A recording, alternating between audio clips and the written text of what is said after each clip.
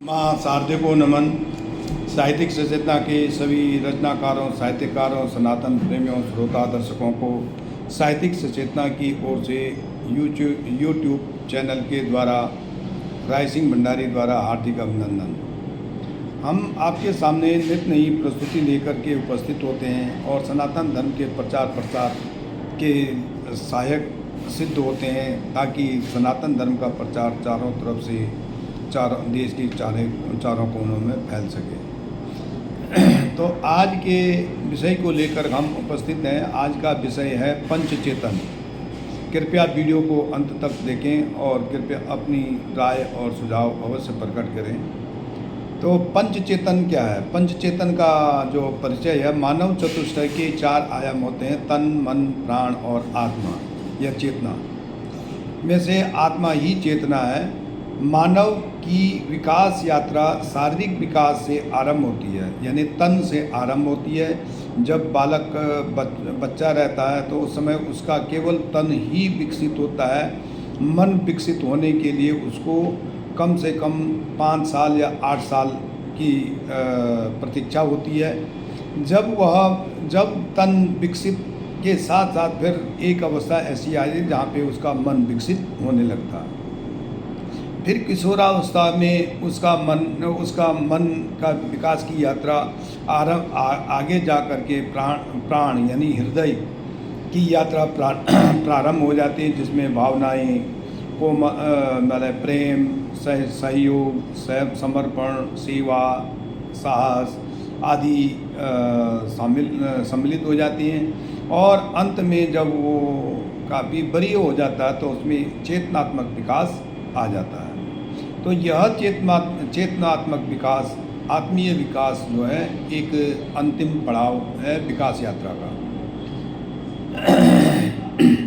तो जिस प्रकार तन के 4 घटक होते हैं, उसी प्रकार से मन के भी 4 घटक होते हैं। प्राण के 5 आयाम होते हैं, तो उसी प्रकार चेतना के भी 5 आयाम या 5 घटक होते हैं, जिन्हें पंचचेतन कहते हैं।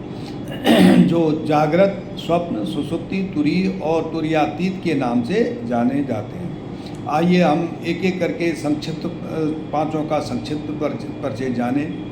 जागृत चेतन, यह चेतन जागृत बाह्य जगत के बाह्य रूप में लिप्त रहती है। जगत में घट रहे घटनाक्रम, सगे संबंधियों के व्यवहार, देश की राजनीति या संसार के समाचार इसमें सम्मिलित होते हैं।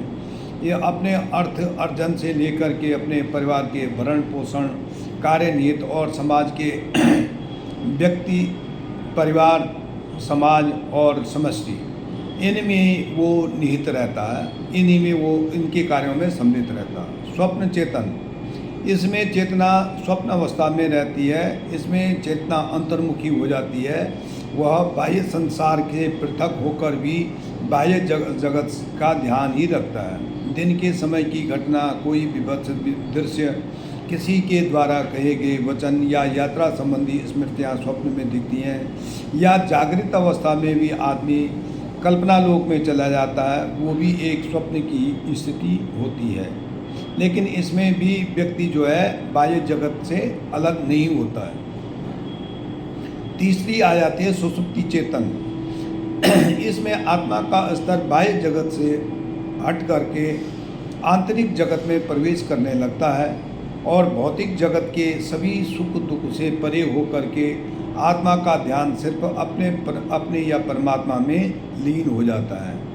इस अवस्था में बाह्य जगत के वातावरण से अलग होकर के शीत, ग्रीष्म, वर्षा से परे होकर इसका प्रभाव इस वातावरण का समाप्त हो जाता है। तुरीय चेतन, यह आत्मा का वह यात्रा है जहाँ पे आत्मा की यात्रा अपने में न रहकर परमात्मा में लीन होने लगती है।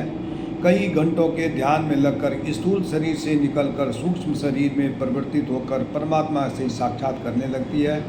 कुछ विद्वान लोग इसी को अंतिम या चरम अवस्था कहते हैं, जिसमें मानव के शरीर से कोई संबंध न होकर ईश्वरीय संबंध होने लगते हैं और यह समाधि की अवस्था कहलाती है। तुरीयातीत। यह आत्मा चेतना की यात्रा का अंतिम पड़ाव है। इसमें आत्मा परमात्मा के साथ संलग्न होकर के उसी में खोने लगती है।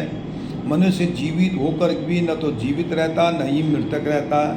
इसलिए योगी लोग जिन्होंने इस अवस्था को प्राप्त कर लिया वे कई वर्षों तक बिना भोजन, बिना जल और बिना वायु के जीवित रह सकते हैं।